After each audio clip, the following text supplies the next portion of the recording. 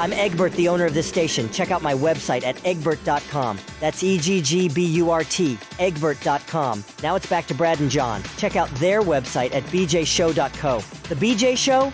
Come on, guys. Anyway, here's B and J. And it's Brad and John. You can check out John Combest's website at johncombest.com. He gives, we start the show off, by the way, we do the show live Monday through Friday from 7 to 8 o'clock. You can stream it by going to one of our websites, to the bjshow.co site or to egbert.com. You just click on the little Egbert guy with his nose. You'll go to our streaming site, and that's where you can listen to us live. But if you're listening to us delayed on the webcast or the podcast, whatever the hell it is, what do I want to say? The YouTube video? The YouTube video. This is a delay. So the last segment, we said we were going to talk this segment about the debate last night, which didn't come off as the debate. It came off as the town hall because it was supposed to be a debate between Harris and Trump on Fox. It turned into a town hall with Sean Hannity. Now, you and I have talked about this, John. I want to ask your opinion. You being the former comms guy, and for those of you who may be new to the show, John worked for a decade plus as a comms guy, a PR flack, whatever you want to call it, for Monsanto, then Bayer. And one of his jobs was essentially to turn bad news into good news. Would that be a good way of putting what you did?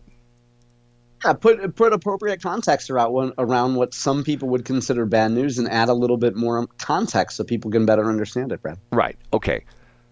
You as a PR professional, let's call you that, how do you think of the tack that I saw this statistic last night that Trump and J.D. Vance have done like 37 interviews either together or apart in the last 30 days, and Walz and Harris have done one.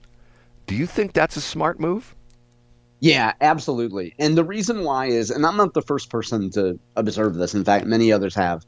But the idea that Trump is going to a lot of places where you wouldn't expect to see Donald Trump. So Theo Von, we talked about the Theo Von interview before. For folks who don't know, you would not consider popular podcaster Theo Von to be, it's not a typical right-wing Fox News type of show.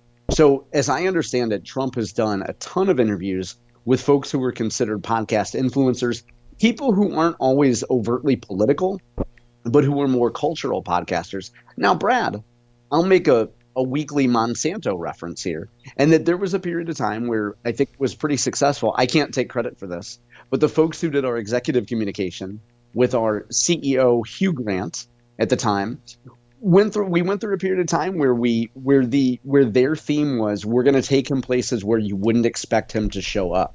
So at things that would be, a food conference when people were really in that whole local and slow food thing, anti-GMO thing, and you take risks going to places where people might not be as well versed on the issues, but you wouldn't expect the CEO of a GMO company to show up at a local food at a global local foods thing, but you're exposing them to a new audience. That's, I guess, an anecdotal way of saying I do agree with it, Brad. And also, by the way, you're not going to stop Donald Trump from stopping before a group of reporters and talking for 30 minutes nonstop. So you might as well channel that energy into audiences that might not be tapped. Okay, so I'm a little bit confused. You're saying that when you gave the example of bringing your CEO of Monsanto into conferences he normally wouldn't be, you said that was a positive? Yeah, absolutely, of course. Okay, so then why would you say that by being staying away from the press, that Harris and Walz, that's a positive for them? Isn't that a negative? No, Brad, I'm saying Donald Trump is doing the right thing. Okay, Donald Trump is doing the right. Okay, I misconstrued what you said. So Donald Trump is doing the right thing. Here's the problem, though. The problem is there was the race. I read this story yesterday that talked about the fact that I think it was in Virginia. And there's a Senate race going on in Virginia, and I think it was, I should have kept better notes. The long story is there's a guy running as a Republican, there's a woman running as a Democrat, and she is winning in the polls, but yet some amazing percentage of the people in Virginia have no idea who the woman is. Because she's like the county executive of Prince George's County or something like that, I believe, which is in Virginia, and the experts are going like, okay, this is so weird. A woman, and not that she's a woman, just a candidate who has a terrible name recognition is losing, or no, is winning. Now, and the interesting thing about that is it's the exact opposite what happened in the state of Missouri, because everybody thought that Ashcroft was going to win because he had the name recognition of his father being a governor, and his father being a senator, and his father being the DOJ, the attorney general dude, the whole bit. See, don't you really think it comes down to people are going to go like, okay, I don't like Trump, and I'm just going to vote for Kamala. And the other side of the coin is, I don't like Kamala, I'm just going to vote for Trump. They don't care about anything they say. They don't care about anything they stand for. Right, of course, I agree, yeah. Yeah, I agree. I mean, we know that people make decisions universally, not just in politics. You make gut decisions, and then you backwards rationalize why you do it. Well, so I could give you 10. Yeah, go ahead, Brad. Well, no, perfect example. I heard a guy yesterday, and this was a great journalistic exercise. And it's almost like, not only is it a journalistic exercise, it's like a law exercise of how you ask a question and what the response is. And the guy was making the point that, Kamala Harris has done all this flip-flopping, where back 4 years ago she says she's going to shut down fracking. And now she says she doesn't have a problem with fracking. Okay, who in the world's calling me? She doesn't have a problem with fracking. Okay, and his point was, she doesn't have a problem with fracking, which means she's not going to outlaw it, but she's going to make it so regulatory, incredibly tough to do, that it might as well be outlawed. And his point was, you ask the question A would be, are you against fracking? And she's going to say no. The proper question would be, you've mentioned that you are not a fan of fracking. Are you going to make it so regulatory tough that fracking will be impossible? And then she has to answer, well, and then you know what you got, because of the fact that like in the state of Missouri, what they did was with the abortion thing, before the Roe versus Wade thing came out, they made it so incredibly tough to get an abortion. For all intents and purposes, they outlawed abortion. Am I right on that, or what? Yeah, that's correct. Yeah. They made it very challenging, for sure. Right, and you and to the point where when you ask the governor if he'd say, like, let's go back to the Greitens era when he's running for governorship, and you said, Eric Greitens, are you going to outlaw abortion? No, I'd never outlaw abortion. Well, once again, then the pro-abortion people would go like, oh my God, he can't believe he said that. He's supposed to be, and then he would come out and say, well, I'm just going to make it so tough to get an abortion, it might as well be illegal to get an abortion.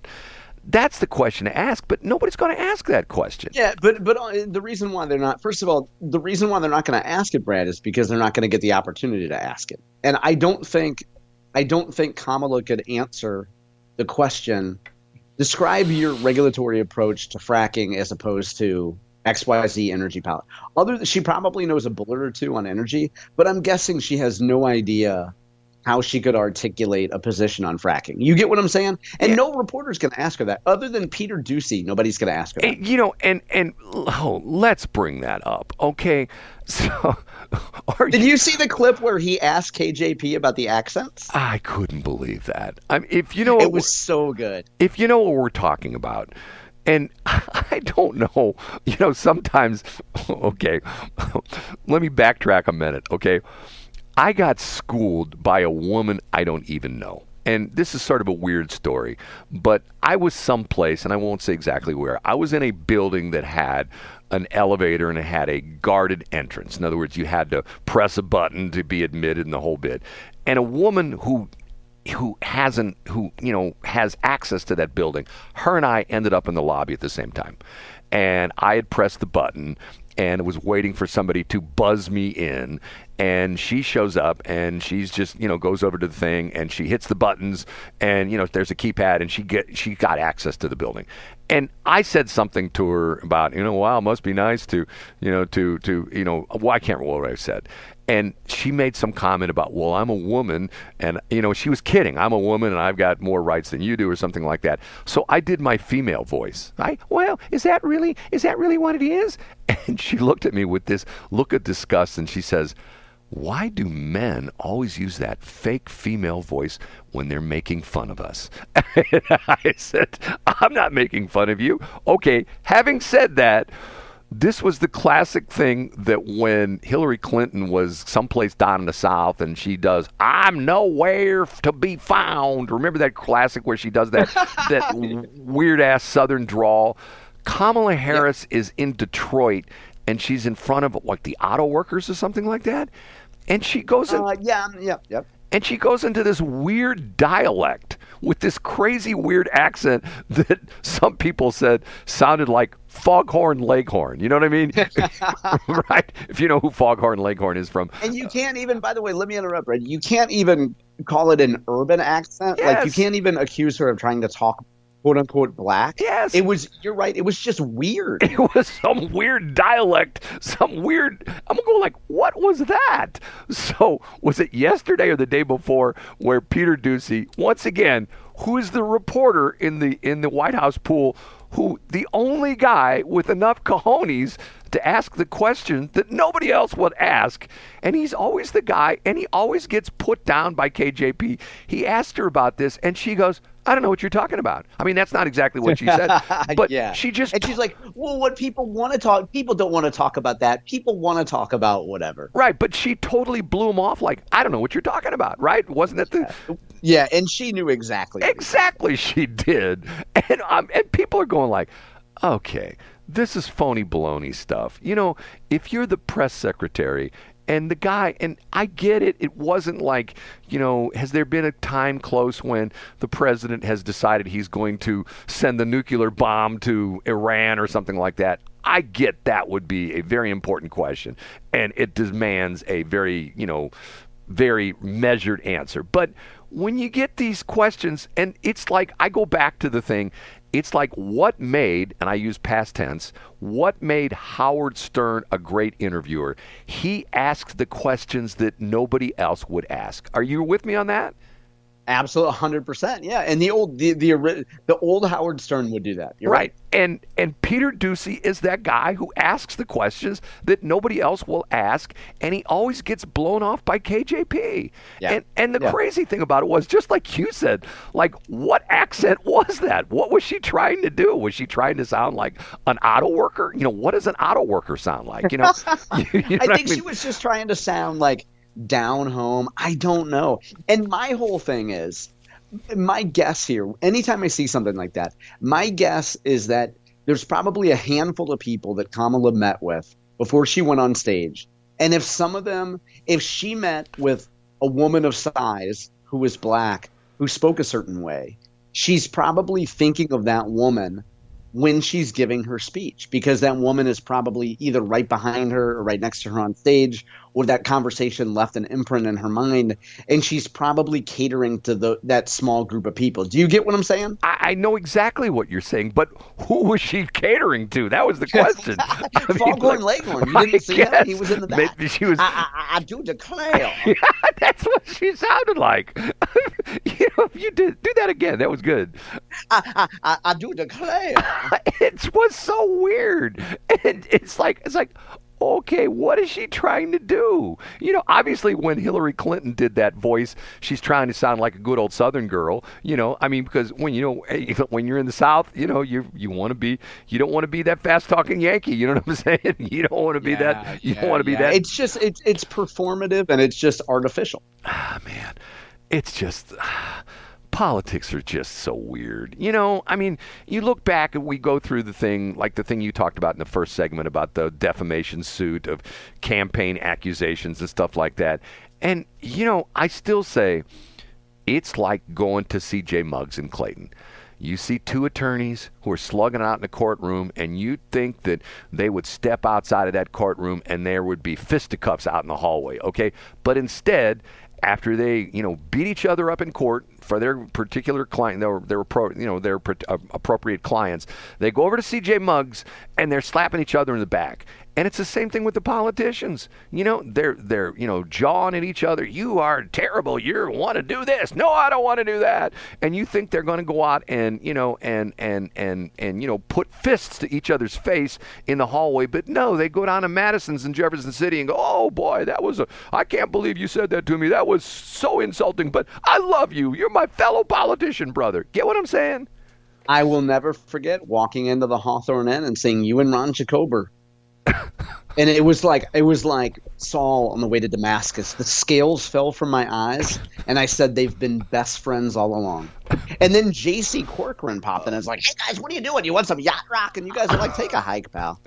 This isn't 1986. He keeps popping up on my Facebook feed. Do you know this crazy, weird story that's going on with him now? No, I don't. Oh, my God. It's just gotten so weird. What's going on? Well, here, let's talk about it next break. Tell about the next break. There's an interesting aspect to this that and to a certain extent, I'm saying to these guys, it's another radio station called KBDZ, and I'm saying to myself, you guys are rocking in more ways than one. And it's interesting because now JC is all butthurt about it, which is sort of funny. Okay, we're going to take a break. Thanks for checking out the Brad and John Show podcast. This segment of the show is brought to you by John Combest's book, Stalking, Harassment, Internet Trolling, A Guide to Recovering and Rebuilding After Online Attacks. It's a great reference if you've ever been the unfortunate target of a social media attack. It's available on Amazon. Just search John Combest. That's Combest, John Combest, and the book will show up in your search results. Now it's time for another segment of the Brad and John Show. Can you handle it?